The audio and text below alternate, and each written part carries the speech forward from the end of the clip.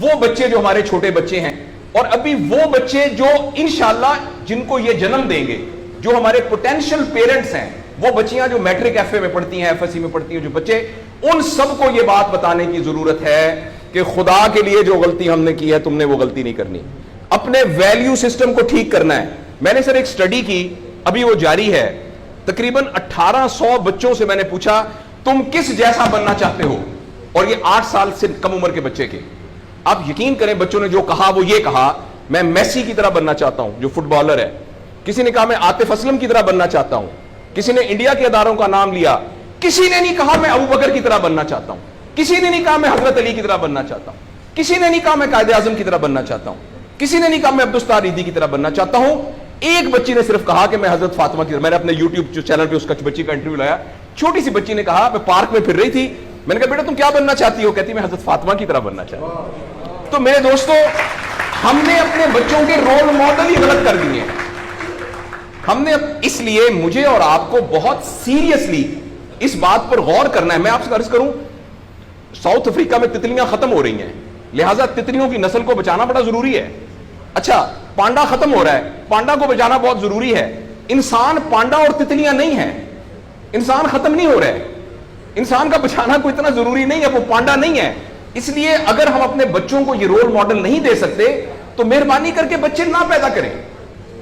لیکن اگر ہم نے اپنی اولاد پیدا کرنی ہے تو وہ اولاد وہ پیدا کرنی پڑے گی اور اس کی وہ تربیت کرنی پڑے گی جن کا رول ماڈل وہ ہو جو حضرت عمر تھے, جو حضرت ابو بکر تھے, جو حضرت علی تھے, جو فاطمہ تھی, جو زینب تھی, جو خدیجہ تھی رضوان رضی اللہ عنہا. یہ ہمارے رول ماڈل ہمیں پیدا کرنے پڑیں گے, اور یہ تب ہوگا جب ہمارے اندر سے یہ دو چیزیں ختم ہوگی.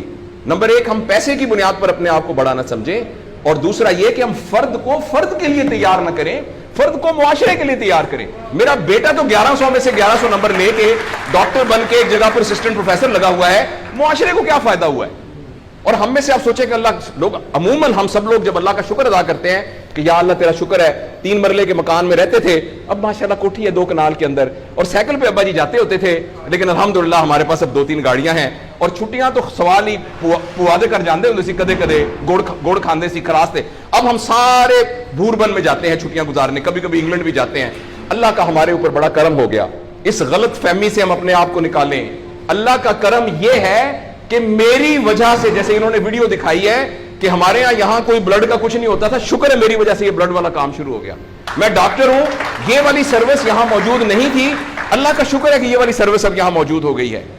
اللہ کا شکر ہے یہ ہو رہا ہے. سروس اورینٹڈ جب تک ہم اپنے بچوں کو نہیں ڈیولپ کریں گے, اس وقت تک میں آپ کو بہت دکھ سے اعلان کرتا ہوں, بڑی ہی تکلیف کے ساتھ, میں بہت آپٹمسٹ آدمی ہوں, میں یونیورسٹیوں میں جاتا ہوں, کالج میں جاتا ہوں, بچوں سے بات کرتا ہوں, اگر ہم نے اگلے فوری طور پر اپنے بچوں کی تربیت پہ توجہ نہ دی, اگلے 10 سال میں ایک ایسی نسل آنے والی ہے جن کو چائلڈہڈ ڈپریشن ہوگی, جن کو سوئسائڈل تھاٹس آئیں گے, جن کی سیکسول ٹریننگ بہت بری ہوگی, اور جن کے اندر ریلیشن شپ پرابلمز ہوں گے. اور یہ ہونے والا ہے, ہماری آنکھوں کے سامنے ہونے والا ہے.